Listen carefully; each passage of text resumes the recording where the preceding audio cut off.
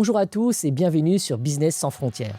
Je suis Sébastien Houm, le PDG d'Ambriva. Nous sommes spécialisés dans la gestion des risques de change pour les PME et ETI déjà présentes à l'international. À la fin de ce podcast, vous saurez comment faire partie des 30% des entreprises qui réussissent leur développement à l'international. Nous allons vous donner une lecture claire, les bons réflexes et les écueils à éviter. Alors restez jusqu'au bout, vous ne repartirez pas les mains vides. Pour parler de tout cela, j'ai la chance de recevoir Thibaut Guillaume, président fondateur de Vitrine Média. Ensemble, dans cet épisode, nous allons aborder 3 sujets concrets. Comment une PME industrielle construit une implantation internationale qui tient. Les erreurs qui grignotent la marge sans qu'on les voie. Et je précise à nos éditeurs que ma société Ambriva a mené une mission de structuration de la gestion du change chez Vitrine Média il y a 8 ans. Thibaut Guillaume, c'est un bâtisseur, pas un théoricien de l'international. En 2007, il lance Vitrine Média avec une idée simple, mettre de la lumière dans les vitrines des agences immobilières. 20 ans plus tard, 30 millions d'euros de CA, 2 millions d'afficheurs vendus, 80 000 clients, 16 000 agences immobilières, une présence dans plus de 40 pays, de 130 à 250 salariés en 7 ans et une usine en Asie. Sacré programme. Thibaut, ce qui m'intéresse aujourd'hui, c'est ce qui se joue vraiment entre une filiale en Asie et les clients à l'autre bout du monde. On a travaillé ensemble là-dessus il y a 8 ans, tu as fait de la route depuis. Je veux savoir ce qui a tenu et ce que tu referais différemment. Bonjour Sébastien, merci pour l'invitation. Merci encore une fois pour la présentation de l'entreprise. Il y a beaucoup de choses à dire, bien évidemment. Par quoi est-ce que tu veux que je commence ? Bah écoute, 2017, tu lances Vitrine Média. 2007, effectivement. D'accord, avec une idée simple, mettre de la lumière dans les vitrines des agences immobilières. C'est quoi le déclic dans tout ça ? C'est une rencontre. Ah. C'est l'instant, c'est le moment, et c'est une rencontre avec quelqu'un qui s'appelle Benjamin Champagne, avec qui j'étais juste avant de cette interview. C'est une rencontre parce que c'est un gars exceptionnel qui m'a donné envie de bosser avec lui. Et c'est juste ça. Super chouette de rencontrer une personne avec qui on peut collaborer et monter une boîte. Il y a des échecs, et c'est là, c'était l'essentiel. une réussite. En fait, l'essentiel de la réussite, c'est la collaboration avec quelqu'un qu'on apprécie. Et ça se joue au début et ça se joue tout le temps. Pourquoi ? Parce que la force, la valeur d'une entreprise, ce sont les collaborateurs. Il faut leur donner confiance, bien évidemment. Il faut leur donner l'autonomie, la possibilité d'eux. On ne peut pas être derrière, surtout sur 20 ans. Donc, on a besoin de pouvoir faire confiance à les collaborateurs. Je parle du premier. Et puis, il y en a eu énormément derrière. On va pouvoir en parler, bien évidemment. Donc, l'idée de départ, c'est surtout une rencontre. Après, ce que Benjamin a proposé à l'époque, puisque c'était son idée, eh bien, peu importe, l'idée a peu d'importance, le produit a peu d'importance, le service a peu d'importance. Ce qui est important, c'est l'envie, c'est la volonté de travailler ensemble et c'est la capacité à avancer, voilà, chaque jour. Ok. Aussi simplement que ça. Donc le Vitrine Média d'il y a 7 ans est complètement différent de l'idée que vous en faisiez il y a 20 ans. Oui, alors aussi fou que ça puisse paraître. C'est peut-être ça qui est intéressant, c'est qu'on a eu une vision dès le début et très précisément de ce qu'on fait aujourd'hui. Je ne sais pas comment c'est possible, c'est même pas moi. Encore une fois, c'est Benjamin qui avait cette idée-là de pouvoir mettre des petits écrans LCD dans les vitrines avec de la publicité. C'était vraiment l'idée de départ. Et derrière, il fallait le faire. Ouais. Et encore une fois, c'est bien d'avoir une vision, une ambition. Mais ce qui joue, c'est comment est-ce qu'on va mener chaque étape, chaque journée pour atteindre cet objectif 20 ans plus tard. Et rétrospectivement, on l'a fait, mais ça a été quelque chose. Ça a été bien sûr par étapes, beaucoup de choses à dire. On n'a pas du tout commencé par le produit qu'on voulait vendre, on a commencé par un autre produit, même si ce produit-là, bien sûr, allait permettre de construire une part de marché, des clients satisfaits, de le faire bien sûr d'abord en France et puis on va en parler à l'international. Bon, moi, là, tu me racontes une histoire rose, mais à bout d'un moment, au bout de 20 ans, on peut en avoir ras-le-bol. Qu'est-ce qui t'a fait te lever le matin ces dernières années ? Qu'est-ce qui a changé ?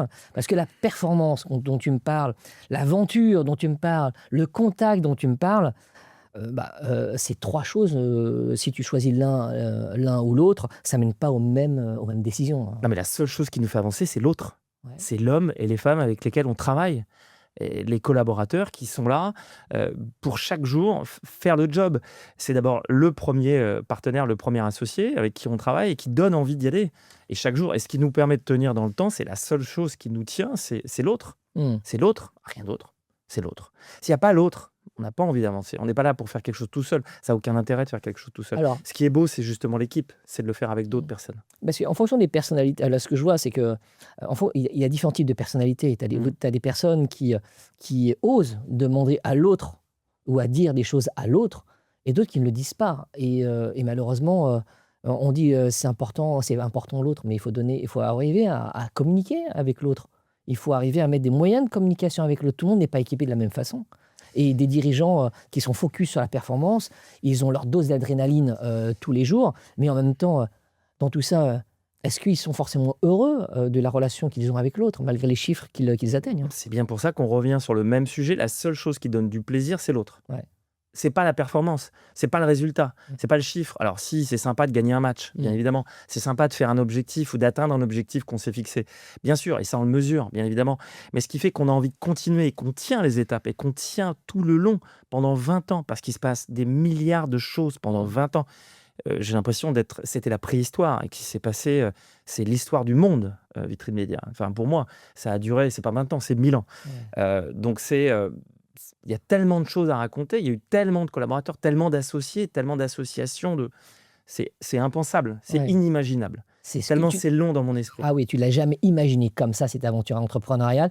Et en fait, ça fait ta vie, quoi, finalement. Non, mais c'est parce que je le souhaitais. Ah oui. Parce que je ne peux pas l'imaginer autrement. Ouais. C'est-à-dire que c'est toute ma vie. Ouais, oui. Vitrine Média, c'est toute ma vie. Ouais. Il n'y aura que Vitrine Média dans ma vie. Il n'y aura pas autre chose. Et c'est quoi l'équilibre entre l'entreprise, toi, en tant qu'être humain, et ce qui te compose finalement, et ta famille et tes amis? Est-ce qu'à un moment donné, C'est la même chose. ils sont pas oubliés quand même dans tout ça? Pas du tout. C'est quoi l'homme? C'est la chance qu'on a. Non, alors, excuse-moi de te couper la parole, mais ce qu'on a comme chance, c'est que pour moi, le travail fait partie intégrante de la vie. Il n'y a pas de vie au travail et de vie personnelle. C'est la même chose. Il n'y a pas de distinction. C'est la même chose. Il ne faisait pas la distinction il y a 200 ans et on ne la fera certainement pas demain. Ça va devenir de plus en plus imbriqué. C'est une évidence. Pourquoi? Parce que je pense qu'on a un destin, une nécessité que de se réaliser. Ça passe bien évidemment par le travail, qui est indispensable. Et bien sûr que il faut pouvoir avancer avec sa famille, bien évidemment. Mais pour moi, c'est totalement intégré. Il n'y a pas de distinction. Comment ils arrivent à tous te suivre? Parce que dans ta façon de dire les choses, on sent que tu es un homme qui est un bâtisseur, qui communique, qui a envie d'amener les gens avec toi. Oui, peut-être que tout le monde n'est pas comme toi, tu vois. Comment tu les fais tous venir avec toi? Tous. Il faut que les gens... Enfin, la première chose, et encore une fois, on revient au même sujet, c'est-à-dire qu'il faut qu'il y ait de l'adhésion. Il faut que les gens aient envie de travailler pour toi et avec toi. Et que, justement, on travaille ensemble et qu'il y ait cette volonté. Et c'est la seule chose à obtenir. Si les gens sont satisfaits de travailler avec toi, et si l'entreprise, elle a un avenir, sinon elle n'en aura pas, parce qu'il se passera un certain nombre de choses, de changements, d'évolutions, de transformations, de crises qui feront qu'on aura besoin de pouvoir compter sur les autres. Et tout seul, on n'est rien du tout. Qu'est-ce qui fait l'entreprise? C'est l'ensemble de ses collaborateurs. Je suis qu'un élément, un petit élément parmi d'autres qui permettent le succès. La famille est un élément de succès majeur. La famille est un élément de succès majeur. Parce que c'est un tout. S'il n'y a pas la famille, c'est pas possible. Qu'est-ce que tu leur as donné? Qu'est-ce qu'ils t'ont donné pour que tu continues à t'épanouir dans Vitrine Média? Tu parles de ma famille, là. Ouais. Tout, je veux dire, tout, la présence, l'écoute, voilà. Alors, c'est jamais facile avec les enfants. On pourrait parler des enfants si tu veux. Mais justement, cette semaine, j'ai emmené ma fille en stage dans mon entreprise. J'espère qu'elle va prendre le temps d'apprendre des choses, de voir comment ça se passe. Après, les vitrines, elle connaît, hein, puisqu'à chaque fois qu'on se déplace, je n'ai Dieu que pour les vitrines, bien évidemment, et de voir si on les a équipées. Mais non, la famille, c'est capital parce qu'on a besoin de ce support, cet accompagnement, cette écoute, voilà, puisqu'il y a des moments difficiles, de réussite aussi, à partager. Donc, c'est important, bien sûr. Donc, en fait, quand toi qui pars au bout du monde, si c'est toi qui y vas, comment tu arrives à être un peu proche d'eux, des enfants qui sont assez demandeurs? Plein de dirigeants qui sont comme toi, qui s'engagent dans l'entrepreneuriat, qui développent leur boîte, qui font des grands succès, qui font des boîtes de 10, 20, 30, 40, 50 millions et finalement qui se disent j'ai peut-être loupé quelque chose. Non. Moi, je pense que j'ai pas loupé quelque chose. J'aurais pas fait autre chose. Je l'aurais pas fait autrement. Je n'aurais fait que comme ça. Après, il y a eu quand même 2 périodes. Ça fait 20 ans, mais je sais qu'en 2020, 2019-2020, ça fait déjà maintenant 6-7 ans, j'ai décidé de me séparer d'un certain nombre de filiales qu'on avait développées justement loin, en Australie, au Canada, au Japon. Pourquoi? Parce que j'étais effectivement tout le temps en déplacement. Et c'était devenu difficile. En fait, on peut pas être tout le temps parti. Ouais, ouais. Et quand on est plus de 50% du temps parti, on n'est pas vraiment là. Ouais. Donc oui, ça pose des problèmes. Donc à ce moment-là, alors il y a eu sans doute plusieurs raisons et causes, mais en tout cas, la volonté, ça a été de me recentrer sur l'Europe. Ouais. Et c'est vrai que ça a été une bonne chose parce que ça m'a permis, bien sûr, de rester plus présent en France, mais aussi de reconstruire un terrain de jeu en Europe. Et je pense que ce terrain de jeu en Europe, il est extraordinaire. On a une chance incroyable. On a, c'est le plus bel espace de vente du monde, avec des cultures différentes, des langues différentes, avec des joies différentes, avec des hommes et des femmes différentes. Et c'est un vrai bonus, c'est un vrai potentiel. Et ça sert à rien d'aller en Australie, ça sert à rien. Le Japon, c'est extraordinaire. L'Australie, c'est extraordinaire. Le Canada, c'est extraordinaire. Mais d'abord, commençons par l'Europe, bien sûr la France. Mais il y a tellement à faire en Europe. Et ça a été vraiment une prise de conscience. Je sais pas, à ce moment-là, je me suis cassé le bras. À un moment donné, il faut pouvoir s'arrêter. Il faut s'arrêter et il faut se dire, voilà, où est-ce que je veux pouvoir me réaliser. L'Europe, déjà, c'est énorme. Énorme. Et donc, la volonté, à partir de 2020, ça a été de redévelopper l'Europe. Alors, on a toujours eu une filiale en Espagne, au Portugal, mais on avait des partenaires, des distributeurs. On va revenir sur l'histoire, mais aujourd'hui, la volonté, c'est de vraiment de se développer en Europe au travers de nouveaux modèles de distribution. Et c'est vraiment, à mon sens, c'est là où il faut aller. Ça a du sens. Donc, c'est ton corps qui t'a dit, stop, là, je me disperse trop, et il faut qu'on soit le corps et plus... l'esprit. En général, les deux fonctionnent ensemble. Mais oui, à un moment donné, c'est trop. Il faut savoir aussi se dire mais de quoi je suis capable, jusqu'où je peux aller. Alors Elon Musk a une capacité hors du commun. Il peut tout faire. Voilà. Mais il y a peut-être 200 comme lui ou 300 dans le monde. Moi, je ne fais pas partie de ces individus-là. Je ne suis pas capable de faire plusieurs choses à la fois. Capable de faire une seule chose à la fois. Et donc, oui, à un moment donné, on se dit oui, c'est trop.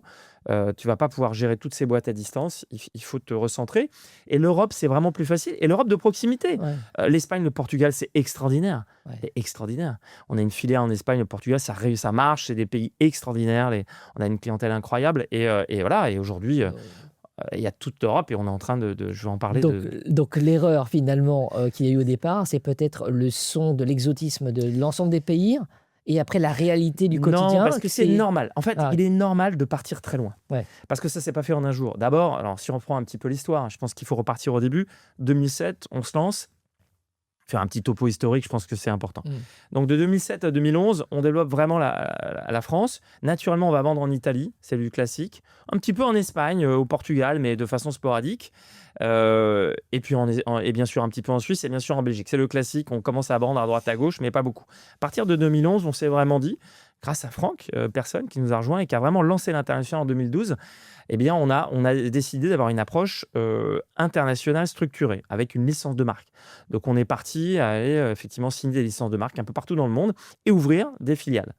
Donc, entre 2012 et 2018, on a ouvert l'Australie en 2014, on a ouvert le Japon en 2016, je pense, 2015 peut-être. Après, je me trompe d'année, peut-être. Et le Canada en 2016, je crois.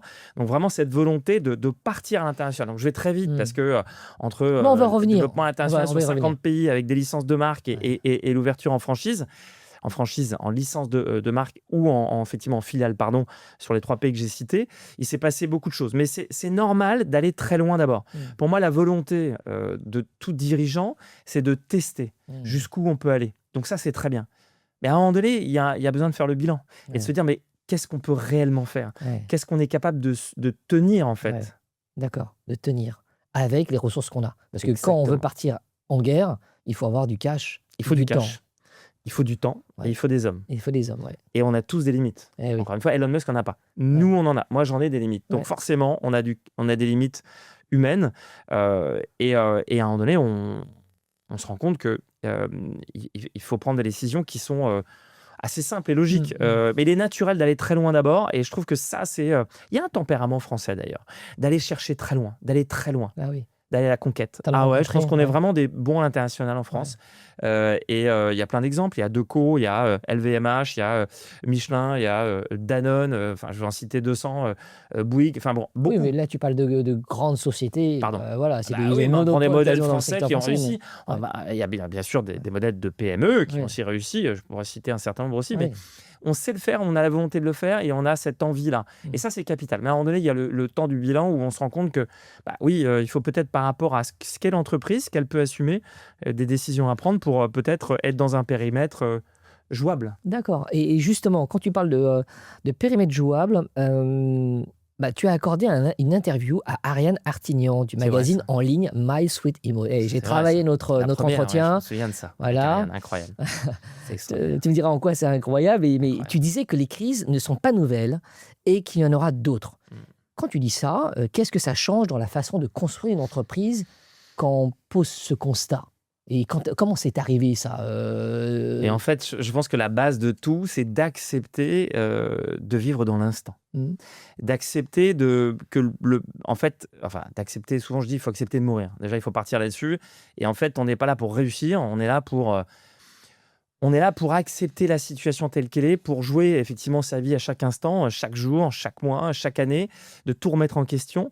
Je pense qu'il faut accepter ça, il faut être d'accord avec ça. Il faut ne rien attendre de particulier. C'est un peu un joueur de poker. C'est un peu cette capacité à tout remettre en jeu. Des crises, pour moi, des événements, ils surviennent, mais il faut être bien dans cet état-là, dans cette situation-là, dans ce moment-là. Je pense que d'ailleurs, il faut peut-être être plus à l'aise dans les moments difficiles que dans les bons moments. D'ailleurs, ceux qui sont prégnants, c'est plutôt les moments difficiles, c'est ceux qui restent. Et c'est notre capacité à les dépasser qui reste dans le temps. Et on est fiers de ça en général. Les réussites, ça va, ça vient. On fait des choses, on gagne un petit peu. Ça dure le temps d'une soirée.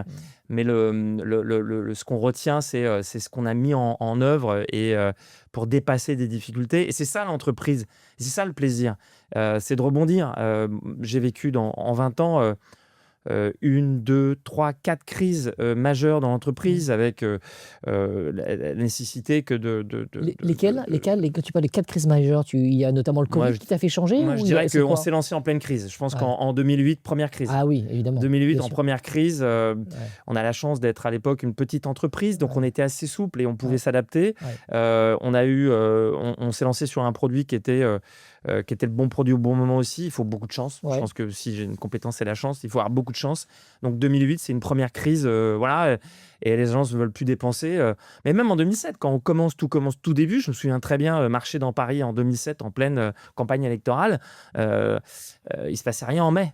Je marchais dans Paris pour aller proposer les produits que j'avais pas d'ailleurs, mais ça c'est un autre sujet. Mais déjà c'était difficile. Et en 2008, c'est la crise 2009. Il a fallu, je me rappelle avoir froid sur le scooter. Voilà, mais il faut aller chercher le contrat, il faut aller voir les clients. Et puis après, il y a eu 2013, et après, il y a eu, bien sûr, il y a eu 2019, bien sûr 2023. Il y a eu le Covid, mais le Covid, je ne le qualifie pas de crise. Pourquoi ? Parce que ça a été pour tout le monde, déjà, d'une part. Alors, il y a bien les autres crises aussi. Mais, si, ça a été une crise, mais je trouve qu'on en a quand même bénéficié derrière. Ça a été tellement... j'ai vraiment vu une crise qui devient une aubaine quelques jours après. Parce qu'il y a eu bien sûr un arrêt d'activité, on ne va pas se mentir, en 2020 maintenant, 2020. Il y a eu un rebond incroyable. Oui. Donc bon, c'est ce qui montre à quel point les crises sont aussi un moment d'opportunité. Donc il y a eu 4-5 crises qui ont nécessité de parfois tailler dans les effectifs, de redimensionner, de se faire mal, de pleurer, voilà. Et donc, il y a des choses qui sont hyper... là, tu parles de l'entreprise, et effectivement, sur la partie d'entreprise, tu dis qu'il y a eu des crises. Certes, il y a aussi des ventes qui s'arrêtent. Le Covid, il n'y a plus rien. En quoi les agences immobilières ont encore besoin de mettre des panneaux sur leur devanture? Ça, c'est une vraie question, ça. Pourquoi elles ont continué? Ouais, c'est vrai. Voilà. Pourquoi elles ont continué? Elle croit au modèle, elle croit aux médias. Dans l'instant, effectivement, il y a eu un blocage, mais pour tout le monde, ça frise. Mais dans toute situation, dernièrement, on a eu il y a eu la guerre en Ukraine qui est pas finie d'ailleurs. On a cette difficulté au Moyen-Orient. On ne sait pas exactement où on en est aujourd'hui. Mais dès qu'il y a une crise, effectivement, de la part des acheteurs, il y a une frilosité qui s'installe. Qu'est-ce qui fait qu'on repart? Business as usual, à un moment donné, on doit continuer. C'est-à-dire que eux, comme nous, n'ont pas le choix, en fait. Ceux qui décident de réellement arrêter sortent. Et on a tous l'obligation de dire que finalement, on n'a pas le choix, il faut avancer. Et donc, le business reprend naturellement. Et ce qui est vrai pour moi le sera de toute façon pour toute autre entreprise. Donc le Qu'est-ce que business tu as s'arrête fait? pas vraiment. Qu'est-ce que tu as fait de particulier dans une des crises, par exemple, le Ok. blocage du détroit d'Ormuz? Mm. Qu'est-ce que tu as fait et qu'est-ce que ça ouvre comme opportunité? Moi, je pense que la première chose à faire, c'est de rassurer l'interne, c'est de rassurer les commerciaux, c'est de leur expliquer la situation. Il faut garder effectivement une force commerciale dynamique, positive, qui comprend la situation, qui est capable d'aller expliquer elle-même ce qui se passe auprès des clients, les rassurer et de leur faire bénéficier effectivement de ce qui se fait de mieux chez nous, d'offres adaptées. Ça, c'est important. C'est vraiment cette capacité à adapter les offres en temps réel pour pouvoir continuer à vendre parce que c'est important pour le client, parce que le client a intérêt à ça. Mm. Donc oui, la première chose, c'est de rassurer l'interne. Il faut être présent pour l'interne dans les moments importants pour les rassurer. C'est sans doute le plus important. C'est l'interne qui fait l'externe. Vraiment. Quand tu Alors, as des clients qui t'appellent pour te dire, ben, écoutez, je vais passer de X de commandes à 50% de moins, c'est plutôt l'externe qui vient impacter l'interne. Tes commerciaux, ils se déplacent peut-être dans le monde, ils peuvent plus se déplacer. est-ce que ça s'est arrivé? Oui, je m'en souviens sur des périodes qu'en 2008-2009, ça s'est arrêté d'un coup. Ça s'est asséché. Oui, ça c'est arrivé avec le Covid. Ça s'est asséché d'un coup. Dans ce cas-là, qu'est-ce qu'on fait? On travaille sur des projets structurants. Mm. On se mobilise en interne pour aller développer de nouveaux produits, de nouveaux services. On se mobilise. Voilà, on a du temps pour aller créer. On accepte en fait de perdre sur 30 jours, 45 jours, 3 mois. On a eu de la chance que ces moments-là n'ont pas duré trop longtemps. Ça a duré, ça a duré peut-être 3 à 6 mois pour 2007. Ça a duré, pour le Covid, ça a réellement duré 3 mois, pas beaucoup Ah plus. oui, Ouais. d'accord. Oui. Alors, c'est vrai que j'ai la chance, c'est que j'oublie tout très vite. Ouais. C'est plutôt une chance, parce que je me mobilise pour la suite, je recrée de l'espace mémoire pour la suite. Donc, je ne me souviens pas forcément des moments difficiles, je les oublie très vite. Euh, C'est un tempérament. Hein. ouais, j'oublie pas. Ce qui m'intéresse vraiment, c'est l'instant. Et voilà, on est dans l'instant. Qu'est-ce qui se passe? Ça s'arrête. Qu'est-ce qu'on peut faire pour nos clients? Comment est-ce qu'on peut faire? On peut offrir, on peut avancer, on peut partager la douleur. On peut faire en sorte que le client soit gagnant. C'est toujours la question que je me pose.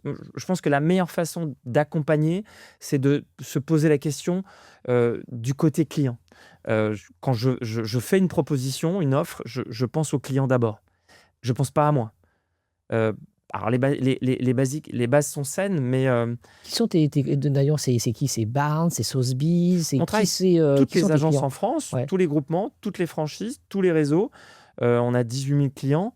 Voilà, on aime tous nos clients, on aime tout le monde, on les accompagne tous avec des offres différentes, variées. Vraiment, ce sont des agences immobilières en particulier. Tu as Oui. raison de le citer. On ne travaille pas qu'avec Ah, l'immobilier, oui. puisqu'on a une diversification en cours, mais depuis l'origine de Vitrine Média. Ouais. Mais encore une fois, on ne peut pas être bon pour tout le monde. Je pense que c'est important d'être bon pour un marché. On est bon pour l'agence immobilière dans le monde entier. Ça a Ouais. été notre créneau. Aujourd'hui, ça fait 1 an que ça dure. On a lancé les banques, les assurances et les mutuelles et on fait beaucoup de choses auprès des assureurs qui ont un besoin assez similaire aux agences immobilières. Elles sont très implantées, les assureurs. Les assureurs sont très implantés. Il y a AXA, GAN, Allianz, Swiss Life, GAN, comme je vous l'ai dit, MMA. Enfin, il y a X marques qui sont très implantées avec la même problématique que nos agences immobilières, qui ont besoin d'être visibles localement. Et donc ça, les assurances, ça marche très bien et ça se développe énormément. Et cette diversification, elle existe depuis l'origine. D'autant plus que quand on adresse le marché français, on peut avoir un portefeuille de clients qui est plutôt immobilier, même si on a 20% en dehors. Eh bien, à l'international, c'est différent. Donc, il faut être capable d'avoir une gamme de produits qui répond aux besoins de clientèle différentes. N'en demeure pas moins que le client principal, c'est l'agent immobilier. Et c'est pas idiot parce qu'en général, quand on développe un produit unique, on a développé un produit unique, on l'a fait sur une première génération de porte-affiches LED et on le fait aujourd'hui sur ce qu'on appelle le Light and Play. C'est des petits écrans LCD avec un système de rail breveté. Voilà, on a des produits qu'on trouve nulle part ailleurs. Voilà, et bien c'est vrai que ces typologies de produits-là en particulier intéresse la clientèle immobilière, mais encore une fois, je viens de le citer, l'assurance est intéressée, la banque va être Ouais. intéressée, puisqu'on va pouvoir apporter une réponse précisément adaptée à cette clientèle. D'accord. Donc là, peut-être que vous êtes différencié aussi en raison de la situation qui se passe sur le marché immobilier, peut-être, et ensuite aussi par rapport à l'inflation des matières premières, tes afficheurs, les composants, les acheteurs ailleurs Ça, c'est encore autre chose. et payer en devise. Qu'est-ce qui pourrait rendre ton modèle obsolète demain? C'est la techno, le prix des composants ou la devise dans laquelle tu les payes ou tu es payé? Alors, on va y venir. Ça, c'est encore un autre sujet. On a parlé de l'international, on a parlé de la diversification. Il y a un troisième sujet que tu ouvres, c'est quel est le modèle économique. Très vite, et ça, c'est vraiment une chose dont on s'est rendu compte, on ne pourrait pas dépendre de prestataires qui vont nous fournir un produit. Ça, on l'a vu, parce que quand on s'est lancé en 2007, on a d'abord fait fabriquer nos produits. Tout de suite en Asie. On ne s'est pas posé la question. Pourquoi? Parce qu'on savait qu'il fallait être performant, mais aussi il fallait pouvoir offrir une offre qualitative avec une offre de prix intéressante. Okay, mais sauf qu'on a souffert pendant 3 ans. Pendant 3 ans, on s'est retrouvé avec des produits qui, parfois, n'étaient pas au niveau et on devait les réparer, trouver des solutions. Et donc, on s'est dit qu'on n'avait plus le choix. Il fallait aller directement fabriquer nous-mêmes. Et bien sûr, on s'est dit, on ne va pas le faire en France. C'est trop tard. Il faut le faire en Asie. Donc, on a ouvert notre usine à partir de 2010. Et ça a été une clé. Pourquoi? Parce qu'on a pu à la fois supprimer les intermédiaires, avoir une offre de produits au bon prix, bien évidemment. Et puis surtout, pouvoir travailler sur la qualité. Tu ne peux pas créer l'innovation si ce n'est pas ton produit. Et tu vas gagner derrière en compétitivité et en performance, parce que tu vas pouvoir proposer des produits que personne n'aura et les améliorer constamment. Bon. Donc ça, c'est le modèle économique, c'est de pouvoir proposer le meilleur produit au meilleur prix. Ouais. Il faut fabriquer ces produits et rapidement sur le marché. C'est Zara, c'est Ikea, c'est toutes ces marques-là qui ont compris qu'il fallait fabriquer leurs produits. Donc ça, on fabrique nos produits depuis 2010. On a notre usine et c'est clé pour pouvoir proposer non seulement un produit en France, mais dans le monde entier. Donc tu as 2 intérêts. Un, tu vas pouvoir avoir un produit qui est qualitativement et en pricing le meilleur du marché. Ouais. Tu vas pouvoir le proposer dans le monde entier, puisque tu fabriques en Asie, donc tu adresses le monde entier. Et tu vas pouvoir innover constamment. Donc, tu dépends quand même beaucoup des agences immobilières, tu me disais, et 20% d'autres clients. Voilà. Mais est-ce qu'ils sont capables encore de payer avec l'inflation qu'il y a sur l'ensemble des matières premières, le coût de la logistique pour les faire arriver en France? C'est peut-être pour ça que tu te différencies. C'est encore autre chose. Ça, c'est le 4, c'est le point 4. C'est qu'à un moment donné, il faut créer des offres. Comment tu crées des offres? Au début, on vendait principalement nos produits. On les vendait en cash. Bon, c'était 2 000 €, 3 000 €, 4 000 €, 5 000 €, 6 000 € une vitrine. Et on équipait globalement une vitrine complète. Ce qu'on a fait à partir mais pendant le Covid, tu vois, on a eu un peu de temps, on s'est dit c'est pas possible. On va créer une solution de financement en interne qui va nous permettre de proposer les solutions adaptées et de dire aux clients, écoute, tu vas pas débourser 4 000, 5 000, 6 000, 8 000. Là, tu es en plein Covid, c'est pas possible. On va te proposer un forfait mensuel, 100 €, 200 €, 300 € par mois, qui va te permettre de bénéficier d'une vitrine totalement équipée, avec d'ailleurs un nouveau produit, parce qu'on a eu à l'époque, on a basculé vers le digital complètement sur nos offres. Donc, on a vraiment créé ce qu'on appelle Vitremia Financial Services. C'est notre département financier. Parce on va venir sur le champ. Des panneaux avec des affiches, et après, c'est devenu des choses Exactement. avec ça, c'est la transformation des images. C'est encore autre chose. Mais là, je suis sur le point 4. On s'est posé la question, comment est-ce qu'on va rester attractif avec un budget modéré pour nos clients? Et on s'est dit, on va intégrer un département financement. Ce qu'on a fait à ce moment-là, on a intégré 2 spécialistes. C'est comme ça que ça se passe. Si tu veux pouvoir gaper, il faut que tu intègres des personnes compétentes et spécialistes. On a intégré Kevin et Antoine à l'époque qui ont créé toute la partie financement. Et ça a été une clé. Ça nous a permis de gaper sur les offres et de rester compétitif, comme tu le dis, auprès des clients. De leur dire, écoutez, vous n'allez pas mettre 10 000 € dans votre vitrine, vous ne les avez pas, ça ne sert à rien. On ne sait pas ce dont demain sera fait. Donc, vous allez pouvoir profiter de ces vitrines pour 200 €, pour 300 € par mois. Et ça a marché. Et on a pu le faire à ce moment-là. Et c'est là où il y a une croissance folle. C'est ça. On a basculé du 80% en cash et il y avait 10% en location, et c'est valable aussi dans nos filiales, à aujourd'hui 85-90%, tout est financé. Et on va même plus loin aujourd'hui, puisqu'on finance nous-mêmes auprès de nos clients. C'est-à-dire qu'on dépasse même le leasing, c'est qu'on va pouvoir proposer à nos clients des solutions de financement en interne, où on va mettre toutes nos solutions en abonnement. D'accord. Tu peux t'abonner à nos services intégralement. Ça comprend non seulement un service logiciel, mais aussi le matériel. D'accord. Tu peux t'abonner à nos services. On le fait en interne. Donc, tu as gagné 80 000 clients dans 40 pays. Peut-être qu'il y en a moins maintenant. Tu en disais 20 ans, effectivement. Voilà. Oui, bien sûr. C'est une chose. Les garder, c'est une autre chose. Exactement. On va y venir. Et comment on fidélise ces clients à l'autre bout du monde? Tu disais que j'arrête de me déplacer, c'est trop compliqué. On n'y croit jamais, du coup. Il y a des concurrents, éventuellement. Et en quoi l'IA révolutionne la relation client? Alors, je vais partir du sujet-là, justement, comment fidéliser les clients. Plein de questions. Alors, déjà, c'est l'amour. La fidélisation, c'est l'amour. Si tu n'aimes pas tes clients, tu ne peux pas les fidéliser. Si tu n'es pas là pour eux 100%, et si tu ne les dépannes pas dans l'instant quand ils ont besoin de toi, si tu ne réponds pas dans l'instant, On a des canaux WhatsApp pour ça. J'ai mon meilleur commercial qui est à Paris, qui s'appelle Joseph, qui est avec moi depuis 20 ans. Merci Joseph. Et qui répond en direct à tous ses clients sur WhatsApp. D'accord, ok. Alors, il y a toute une équipe derrière, heureusement. Ouais. Et il n'est pas tout seul.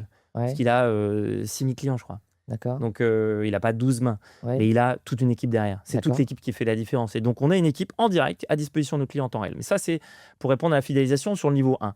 C'est l'amour et la disponibilité aux clients. Ça, c'est la première chose. Un des points majeurs, c'est ça. Pour Voilà. toi, c'est ça. Mais la deuxième chose, c'est il faut créer des produits qui ont un avenir.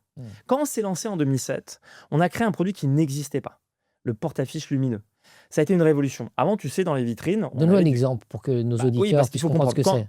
Voilà, quand on s'est lancé, et encore une fois, c'était pas mon idée, celle de Benjamin, et il m'a dit Thibaut, aujourd'hui, quand tu vas dans une agence immobilière, tu arrives devant l'agence, tu as un bout de papier qui est collé à la vitrine, et on te propose de vendre ta maison, voire de l'acheter, parce que c'est tes clients et tu vas acheter, et ça coûte 20 000, bon, ou 10 000, peu importe. Bon, écoutez, les gars, elles pouvaient quand même faire un peu mieux. Bon, je sais que c'est facile l'immobilier, mais quand même. Donc on s'est dit, c'est pas possible, il faut changer ça. Et dès le début, on s'est dit, on va mettre des petits écrans LCD en vitrine. À l'époque, c'est les 4 photos numériques. Bon, c'était impossible à l'époque avec la technologie pour X raisons. Je ne vais pas aller dans le détail. En revanche, ce qu'on a fait, c'est qu'on a trouvé une autre solution qui était de créer des petits porte-affiches lumineux connectés par des câbles et avec un système qu'on a breveté. Et donc, on a lancé ce produit en 2007, le porte-affiches LED lumineux sur rail avec un système, encore une fois, breveté, qui nous a permis de créer notre base clientèle. Ouais. On n'était pas exactement sur ce qu'on voulait faire et on mettait un premier produit qui était plutôt un produit d'équipement, un produit de design en vitrine. C'était beau. C'était lumineux, ça donnait envie et il y avait vraiment cet effet waouh. Ouais. Entre le avant, j'ai le bout de papier collé à la vitrine et j'arrive en vitrine, j'ai des petits porte-affiches lumineux qui éclairent l'annonce immobilière en couleur, ça changeait tout. Ah oui, avec le backlight. Ça fait luxe, quoi. Ça fait luxe. Ça faisait luxe, classe. Et c'était vraiment, on avait l'effet waouh. Et ça a été un lancement incroyable. Je me souviens du premier emailing, on a 64 demandes en même temps. Et c'était incroyable. À l'époque, aujourd'hui, on n'a pas 64 oui, j'aime et je veux le produit. Il y a plein de marketeurs qui adorent ça. Ça, le premier emailing, incroyable. On avait fait une vidéo avec Benjamin, incroyable. Ouais. C'était fantastique. Mais ça, c'était le début. Et puis, donc, pour répondre à ta question, comment on fait pour fidéliser les clients ? À un moment donné, il faut créer des produits un peu comme l'iPhone, où il y a peut-être une obligation de le renouveler parce qu'on va proposer des nouveautés. Le problème du porte-affiche, c'est qu'il n'avait pas d'avenir au sens propre du terme. Déjà, c'était un produit qui ne mourrait jamais. Quand tu mettais le produit en vitrine, il ne meurt jamais. On a encore des vitrines en France, 20 ans après, qui tournent avec notre premier produit. Incroyable, mais vrai. Et ça tourne. Donc, c'est bon en business. Alors, c'est bon en business. Non, c'est pas bon en business. C'est bon pour le client, mais à un moment donné, c'est limité. J'exagère un tout petit peu. Après, ce qui est bon pour le client, c'est qu'on lui propose des solutions qui vont plus loin. Et là, on s'est dit, qu'est-ce qu'on peut proposer de mieux ? Eh bien, on va faire ces petits porte-affiches-là lumineux, on va mettre de la vidéo. Un peu comme un iPhone. T'imagines un grand iPhone en vitrine, à format A3, en format A2, en format A1, en format 55 pouces, en bannière. Eh bien, on va lancer ça. Et ça, c'est pas fait en un jour. Ce produit-là, qui était à l'origine ce qu'on voulait faire en 2007, on l'a idéé, on l'a créé en 2015. Donc, 8 ans après. 8 ans après, il y a eu la naissance du Light and Play. Qu'est-ce que ça veut dire, Light and Play ? Ça veut dire brille et amuse-toi en français. Donc, on a créé ce petit produit, ce petit LCD, 8 ans après les débuts. Alors que c'était ce qu'on voulait faire au début. C'est une tablette, quoi. Il marchait pas au début, je te rassure. On peut acheter une tablette Apple et mettre ça. Ouais, mais non, attends. Attends. Tu sais qu'il fait chaud dans le monde. On t'a parlé de l'environnement. Oui, on est une société de change à impact, donc je suis sensible à ça. Bon, très bien. C'est une vraie réalité. Et en vitrine, il fait 80 degrés. D'accord. Il fait 80 degrés. Donc, quand tu crées des produits, il faut que ton produit résiste à 80 degrés. Donc, tu vois, dans notre usine, on fait tester le produit à 80 degrés. Tu peux mettre ton téléphone portable, déjà ton portable, à 35 degrés. Moi, dans la voiture, il s'arrête. Il se coupe. Moi, à 80 degrés, il marche mon produit. D'accord. OK. Effectivement, les vitrines, elles sont tu mets un feu dans le produit, sur le trottoir, face au soleil. Donc, il faut que ton produit tienne. Donc, tu as intérêt d'avoir un peu de développement. On a créé notre premier Light and Play en 2015. Et on a réussi véritablement à en faire un produit extraordinaire en 2024. En 2024. C'est-à-dire entre 2007 et 2024, il y a précisément 3 et 14, 17 ans. Il nous a fallu 17 ans pour coller à la vision qu'on avait sur ce petit écran LCD. Donc, pour répondre à ta question, comment fidéliser les clients ? On trouve un premier produit qui marche, qui plaît et qui est pas cher et qui donne un changement majeur à son impact et à sa visibilité locale. Et derrière, on lui propose des produits nouveaux qui vont encore plus loin. Et ce produit LCD qu'on a créé, en 2015 et qui a vraiment été une révolution en 2024. Il nous a demandé du développement, il nous a demandé beaucoup de R&D et on a été à notre 10e version pour que ça marche. Et on a réussi à le lancer réellement en 2024 en créant des vitrines aujourd'hui de petits porte-affiches LCD qu'on appelle Light and Play Et c'est ça aujourd'hui qu'on vend dans le monde entier. Et grâce à ce produit-là et les nouvelles versions qu'on lance chaque année, on fidélise nos clients. Pourquoi?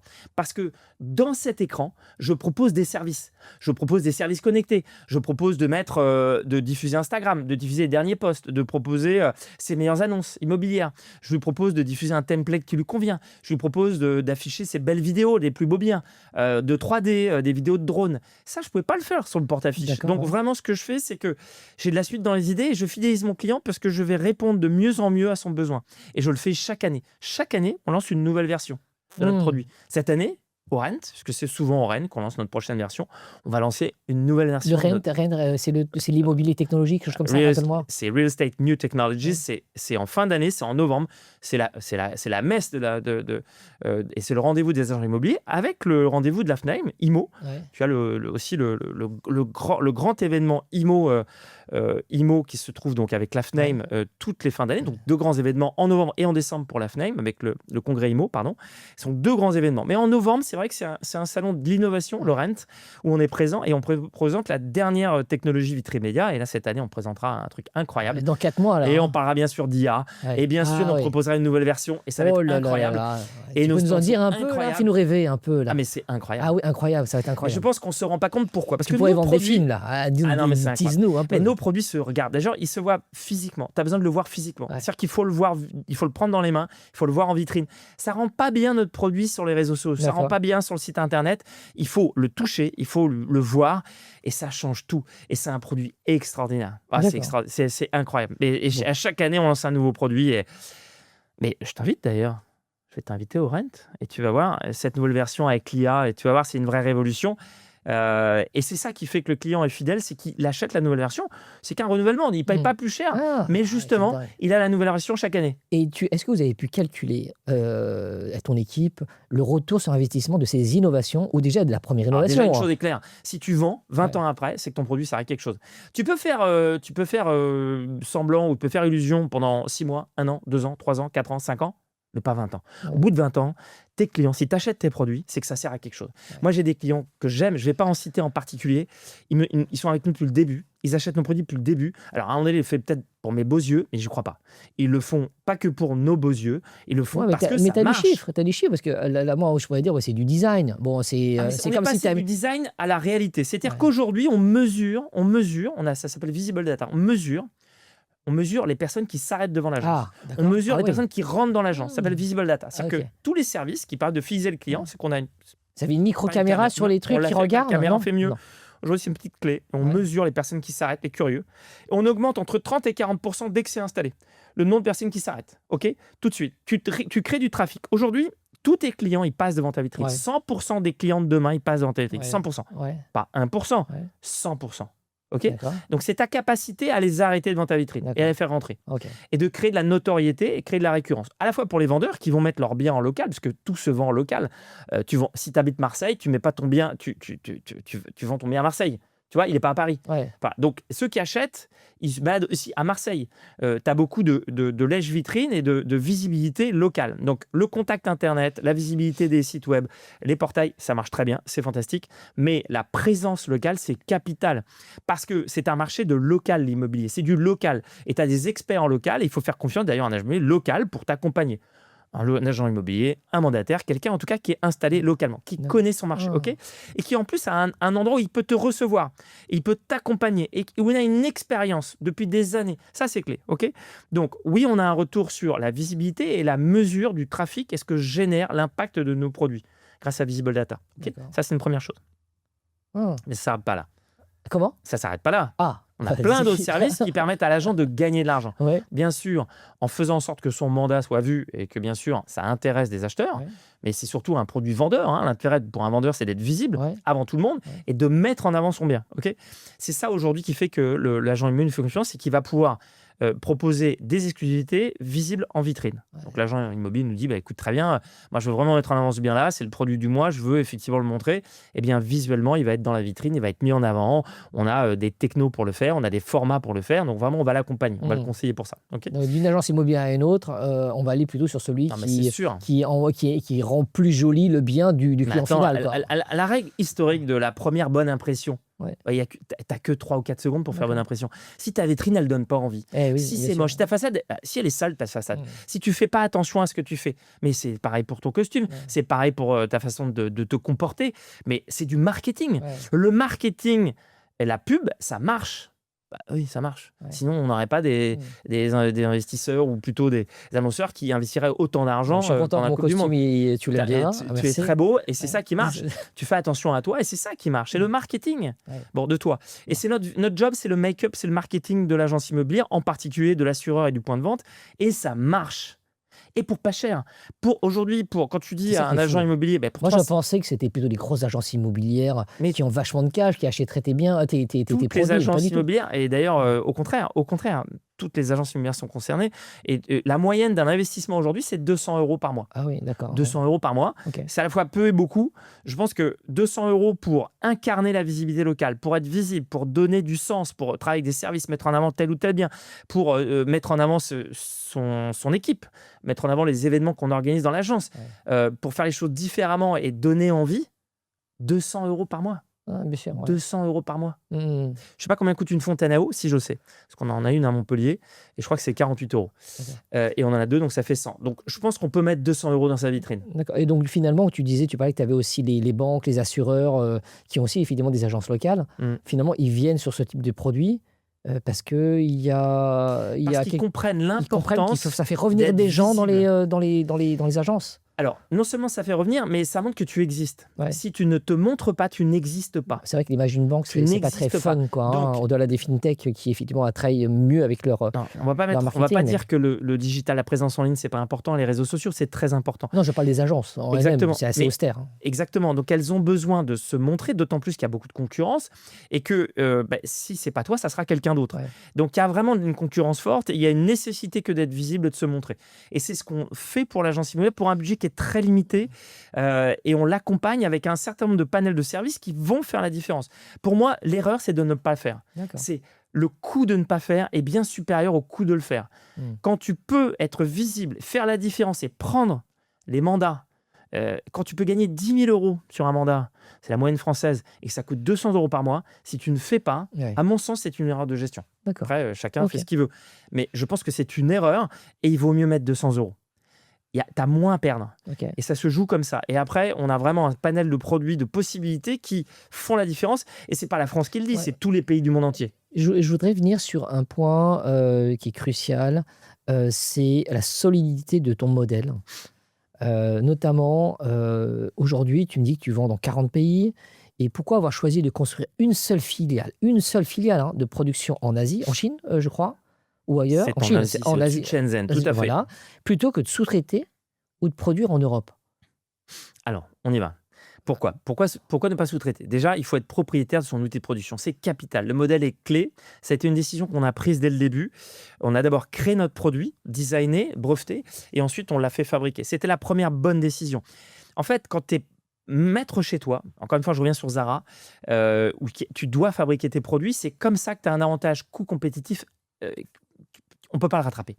Parce que derrière, j'ai 20 ans d'expérience et 20 ans d'innovation. Donc, c'est un élément clé. Le sous-traiter, c'est une erreur parce que tu dépends de quelqu'un. Je ne veux pas dépendre de quelqu'un. Je veux être autonome. Je l'ai été pendant 3 ans. Ça a été une galère absolue. Et il y a suffisamment de difficultés dans l'entreprise pour ne pas les gérer sur le produit. Mais le produit, il doit marcher. Mais CTP aussi, une usine, c'est aussi du boulot. C'est énorme. Oui, mais quand tu as la chance d'avoir de la chance et d'avoir des collaborateurs exceptionnels, j'ai Inbin Jessica qui aujourd'hui dirige l'usine, qui sont avec moi depuis 18 ans, qui sont d'une fidélité extraordinaire. Ils étaient avec nous, ils sont venus 15 jours pour Inbin, il y a maintenant 15 jours, ils étaient en France. Chinoise bah oui, mais Inbin a fait ses études en France aux arts et métiers. C'est important ça. On l'a accueilli en 2009, il était aux arts et métiers, il a fait ses études et derrière il est parti pour l'usine pour être chef de production avec d'autres personnes encore chez nous qui ont été des Français comme Luc Olivier qui ont dirigé l'usine. Mais aujourd'hui, c'est eux qui sont à la tête de l'usine, Inbin et Jessica. C'est une histoire de 18 ans. Je leur fais totalement confiance. Et la connaissance de la culture locale, de la langue, c'est essentiel. D'après ce que moi, je ne parle pas du tout chinois. Voilà. Ouais. Mais je pense que l'essentiel, c'est d'aimer ses collaborateurs. C'est pas parce que tu parles pas chinois, on s'en fout. Ouais. Si tu parles un peu l'anglais, voilà, je me débrouille en anglais, et que tu montres que tu les apprécies et que les gars font un travail extraordinaire et qu'ils le méritent et que tu leur en donnes un petit peu, ça fonctionne. Et comment tu fais avec la logistique? C'est quand même fou. Il y a eu le Covid, il y a eu l'Ukraine, il y a aussi le détroit d'Ormuz. On a eu aussi moi, je me souviens de comment tu fais l'épisode pour faire 2013, tenir on a la eu logistique pays par pays, tu vois, sans que ça grignote la marge et que ta chaîne logistique soit rompue. On gère de la logistique, c'est pas si compliqué que ça se fait depuis l'usine. On adresse les marchés européens, bien sûr la France, bien sûr l'Espagne, bien sûr le Portugal, bien sûr les marchés européens, même si la plaque tournante, c'est pour nous, ça arrive au Havre et après on récupère sur Vitrimédia Distribution. On a un dépôt, une logistique à Louvre, c'est Vitrimédia Distribution, on récupère tous nos arrivages et après on distribue en Europe. Bien sûr que si on envoie en Australie ou aux États-Unis comme on le fait encore aujourd'hui, eh bien ça part directement d'Asie. Mais la logistique, c'est pas si compliqué que ça. L'outil de production, il faut l'avoir en interne. Ça a été une décision majeure. Et d'abord, c'est mon associé Benjamin qui est parti diriger l'usine entre 2010 et 2007-2017. Ensuite, on a eu Luc Olivier jusqu'en 2023. Et puis, Luc Olivier m'a rejoint en France pour m'accompagner en tant que directeur des opérations depuis. Mais non, la logique, c'est gérable. Vraiment, l'outil de production, c'est clé. Si c'était la question. Et on n'a pas qu'une filiale, parce que quand tu parles de la Chine, c'est l'outil de production.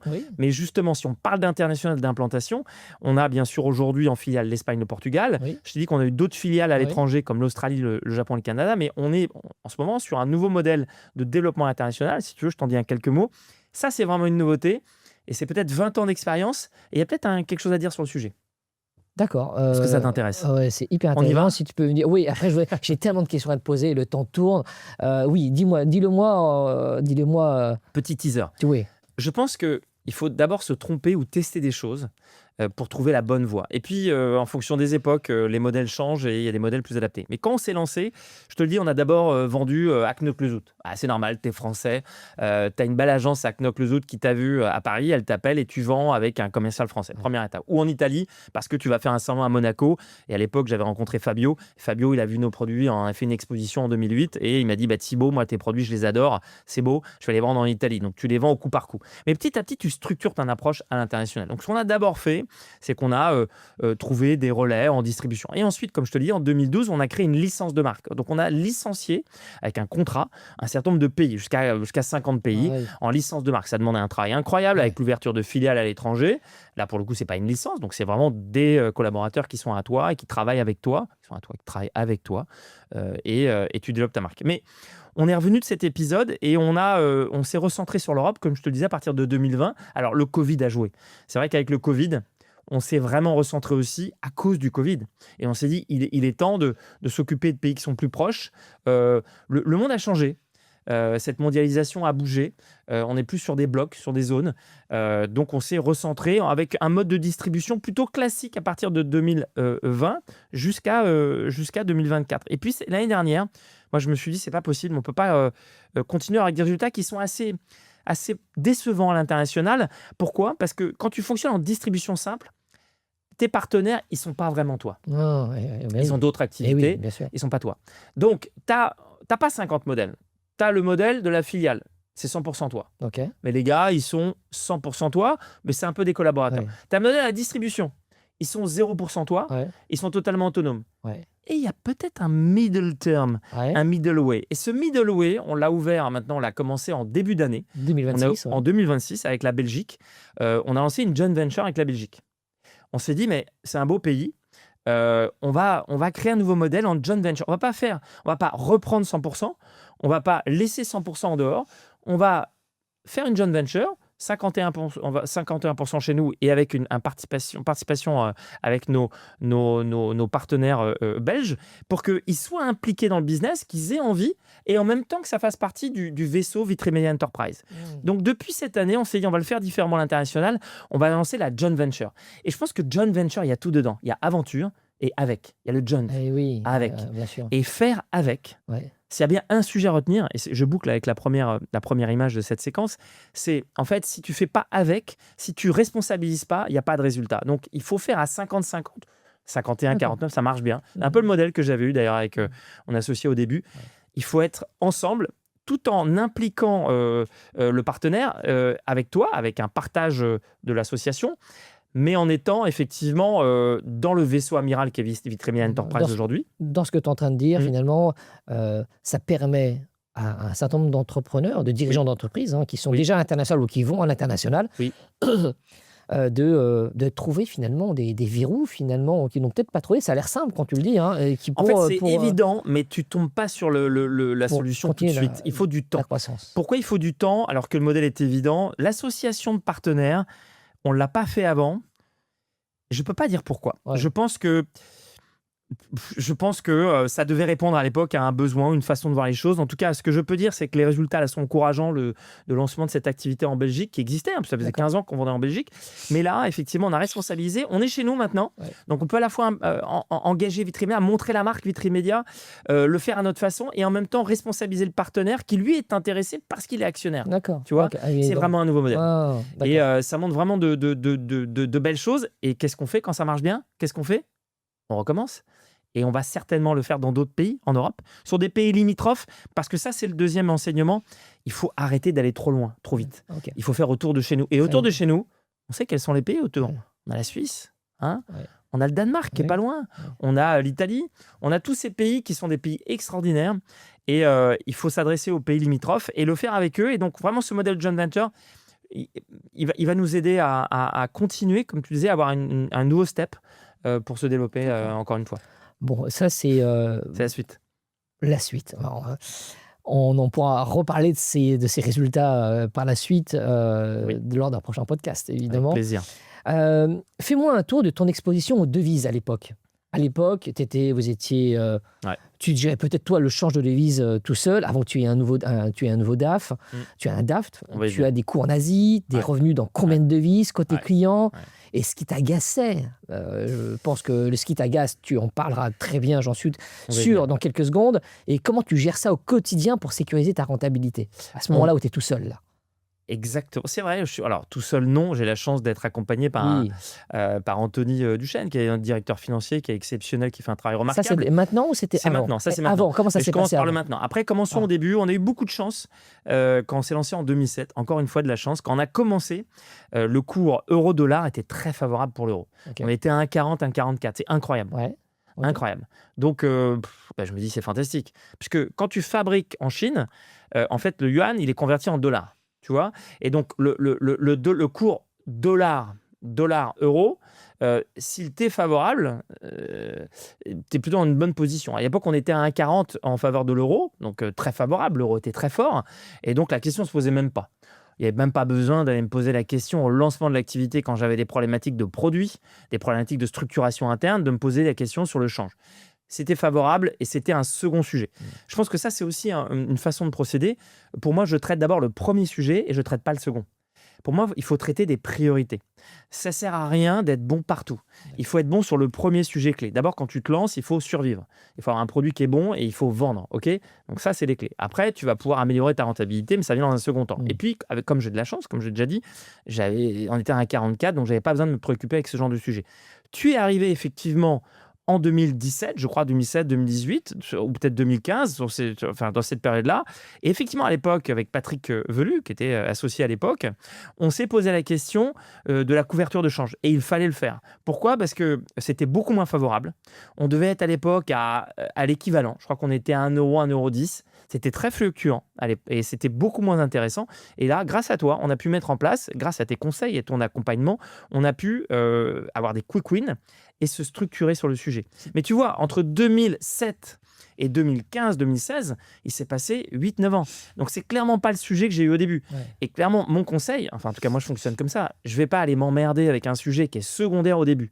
La priorité au début, c'est de vendre et de satisfaire tes clients. La rentabilité, c'est pas le sujet. En tout cas, pas pour moi. Donc oui, c'était venu le temps, en 2015, de se poser en question. Et grâce à toi, on a pu structurer cette approche et mettre en place un certain nombre de quick wins et de garanties. C'était quoi ces quick wins dont tu parlais? Tu as formé à l'époque Patrick sur un certain nombre de sujets. Alors, je n'ai pas le détail, parce que ce n'est pas moi qui ai été formé, c'est Patrick. Donc, lui, il pourra nous dire, mais je pense que tu le sais, parce que c'est toi qui l'as formé. Bien sûr. Donc, tu as pu l'accompagner sur ces sujets-là, et je t'en remercie d'ailleurs, et ça a été bénéfique. Et ça, effectivement, ça a été jusqu'en... jusqu'à un temps, jusqu'à ce que Patrick parte sur de nouvelles aventures. Mais ça, on va peut-être en parler. Oui, et effectivement, bon, forcément, c'est vrai que nous, on s'est rencontrés, on était dans le même immeuble. Toi, tu étais au 4e, je crois, et moi, j'étais au 2e. On parle rapidement dans l'ascenseur, et tu me dis, c'est vrai, dans l'ascenseur. En Sébastien, général, ça se passe là. Sébastien, il y a une réunion de tous mes commerciaux. Je serais bien que tu parles de ton expérience de start-upper. C'est vraiment à l'époque, tu vois, c'était vraiment le truc de fou. Incroyable. Et pour que tu parles de ton quotidien, de comment tu prospectes, comment tu démarches, comment tu construis une offre, etc. Et j'y suis allé. Mais au-delà du côté start-up, il y a un moment où tu dis, Sébastien, il faudrait que tu appelles, que je te mette en relation avec le DAF, il faut que le DAF t'appelle, il faut qu'on gère le sujet du change. Oui. Je ne sais plus pourquoi est-ce que ça s'est passé comme ça. Mais ça se passe comme ça, en général, on se croise, il y a une rencontre, et d'abord on voit l'intérêt peut-être business, et puis après on se dit, mais qu'est-ce que tu fais dans la vie? Ah, le change, ça tombe bien, j'y ai jamais pensé, vas-y. Parce qu'il y a toujours un besoin, et donc c'est l'occasion, voilà, et c'est ce que tu as fait, donc merci encore, parce que ça a apporté ses fruits à l'époque, et ça nous a permis de gaper sur ce sujet important. Mais merci pour ta confiance surtout à l'époque, parce qu'à l'époque, on était encore tout petit. Aujourd'hui, on a beaucoup plus de clients, 300 clients aujourd'hui en France. Oui, c'était le début pour toi, C'était le début, ouais. C'était le début, c'est ça. Ça fait combien d'années maintenant? Maintenant, ça va faire 15 ans. Ça fait 15 ans. 15 ans que la société elle existe, effectivement, et en croissance constante, effectivement, avec des entreprises dans tous les secteurs d'activité, avec une seule chose, en fait, qui reste toujours aujourd'hui, c'est le quick win dont tu parlais, et c'était... j'ai envie de comparer les taux de change d'une banque à une autre, ou savoir quelle est la marge que me prend la banque, pour savoir vraiment, au-delà de ce qui est vu sur les relevés d'opération, qu'est-ce qu'elle me prend comme marge, qui est caché dans le taux de change qui est appliqué. Et ça, tu l'as fait au début. Et c'est ça que j'ai fait au début. Et c'était la première chose qui permet à Patrick, je vois ce que je peux récupérer. Et en fait, c'était plus sur combien de millions, 2 millions, 3 millions, je ne sais plus. C'est vrai qu'il y a des masses importantes, effectivement, en change. Il y a des masses importantes, puisque l'usine, ça consomme du cash. Ça consommait, et puis on a vu tout de suite qu'on passait de 1% de spread, c'est la marge que prend sur le taux de change la banque, à 0,2. Donc on gagne quoi? On gagne 0,8 sur quoi? Sur 2-3 millions à l'année? Oui. 3-4 millions, ça fait énormément. 0,8, ça fait 30, 40, 50, 60 000. Ça fait de l'argent. Ça fait de l'argent. Et en fait, Patrick, il a vu ça tout de suite. En fait, il dit, tu me mets le doigt sur quelque chose. Je savais qu'il y avait un truc, mais je ne savais pas comment y prendre. Du moins, j'ai tellement de sujets que finalement, j'ai pas envie de le traiter maintenant, mais je le traiterai plus tard. Finalement, tu m'as mis entre ses mains. J'ai forcé la main. J'ai forcé la main de Patrick aussi pour qu'on y aille, je crois. Oui, c'est vrai. Tu avais fait ça parce qu'il ne pensait pas vraiment qu'il y ait grand-chose finalement. Je crois d'ailleurs que je t'ai même fait rentrer dans nos locaux après. Il n'y a pas eu un épisode comme ça? Ah si, effectivement. Tu es venu dans nos locaux. Effectivement, tout à fait. On a travaillé encore. Comme quoi, tu travaillais en face à Patrick, il ne pouvait pas te rater. Effectivement. Tu es obligé de travailler avec toi. Presque tu as voulu internaliser en fait cette compétence en interne. Exactement. Parce qu'effectivement, j'ai mis en place des procédures, des méthodes qu'il lui il a acquises, qu'il a intégrées. Oui. Il a plus eu besoin de moi à un moment donné, parce qu'il a pu faire ça tout seul. Et ça, c'est très bien. C'est l'objectif pour nous, Ambriva. C'est pas qu'il soit dépendant de nous, finalement. Mais Patrick est parti. Donc, qu'est-ce qui reste? Je sais, c'est vrai. Qu'est-ce qui reste? Il est parti pour d'autres aventures. Non, mais c'est bien qu'on se voit, parce que non, tu m'y fais penser. En fait, le hasard fait bien les choses. Tu tombes bien. C'était un sujet d'actualité. Et le change est encore favorable. Il est autour d'un 10, un 15. Mais il y a pas mal, de mon avis, de choses qu'on ne fait plus. Les bonnes habitudes se perdent. Et effectivement, je pense qu'il est temps de remettre une passe et de se couvrir. Parce que le change va bouger. Je le sens comme ça. Et donc, je pense que c'est bien de couvrir le change pour les mois qui viennent. Tout le monde te décrit comme un homme de terrain, de contact, d'action, d'intuition. Tu sens que ça va faire un truc. Mais enfin bon, il faut des scénarios, de la patience, des tableaux. Et comment un type qui n'aime pas l'Excel se retrouve à piloter le risque le plus Excel qui soit, si tu veux, tu as vraiment besoin... Je pense qu'il faut compter sur des collaborateurs d'exception qui sont autonomes et responsables et qui font leur job.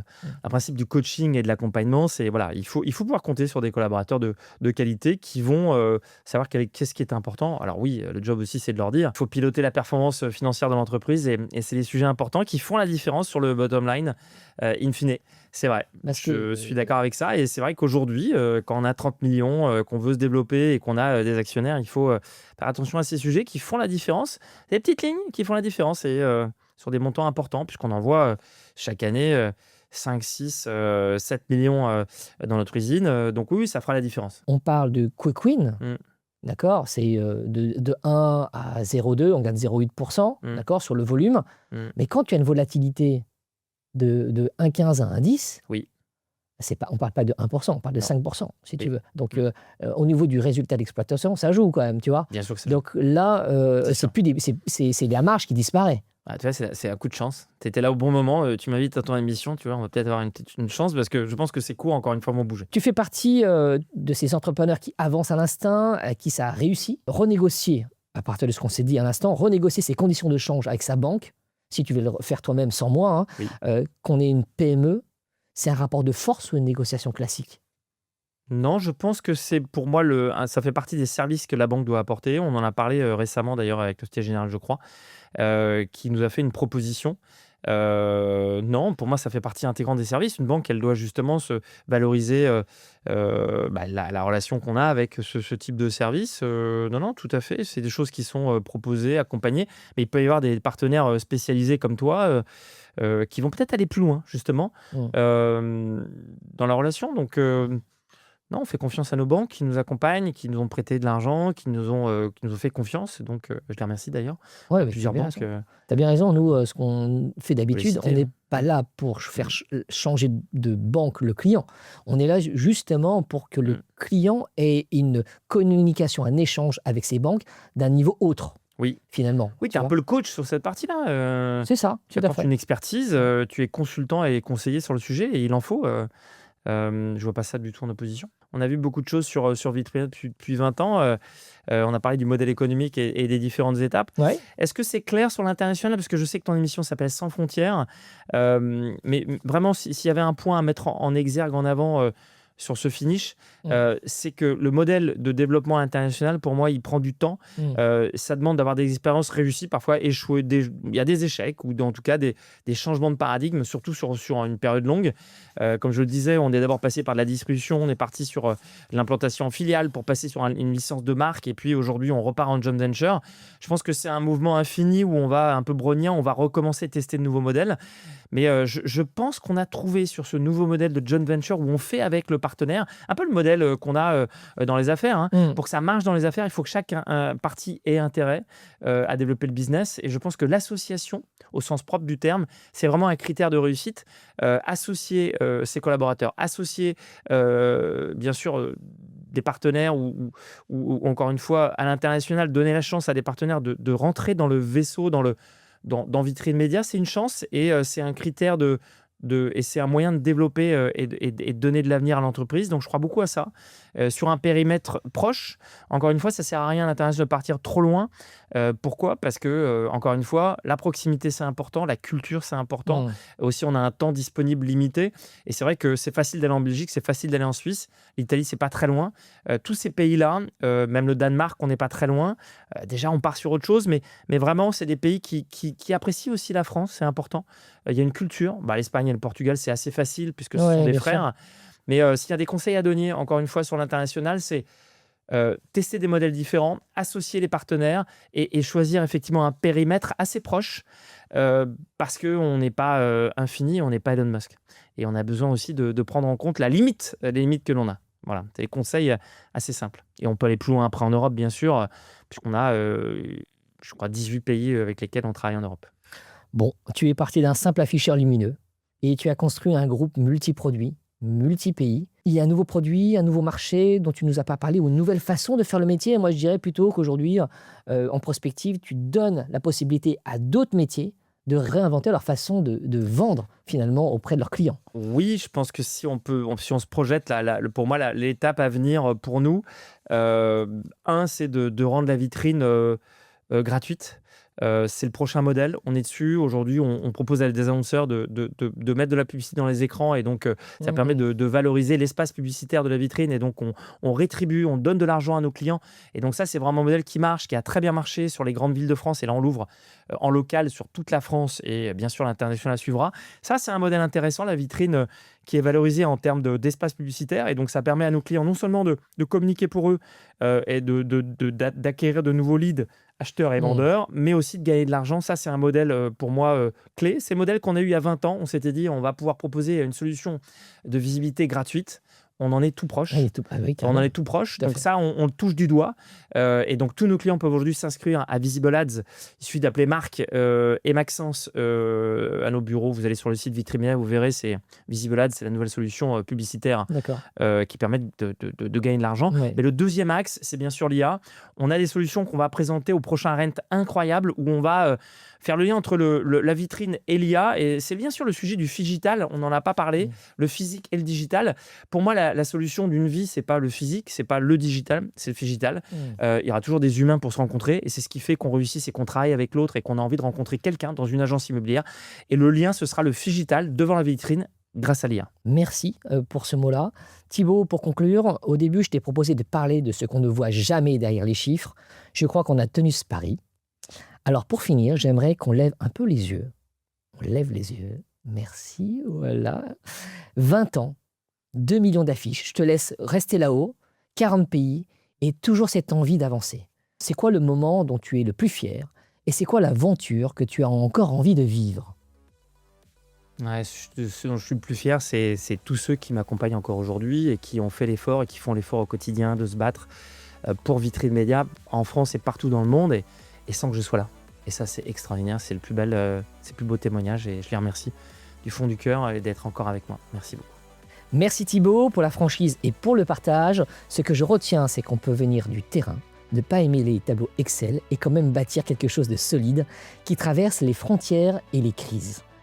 Alors si cet épisode vous a plu, abonnez-vous, commentez, partagez-le à un dirigeant qui fait de l'international et on se retrouve très vite sur Business sans frontières. Merci. Merci Sébastien. Merci Thibaut. Merci à tous.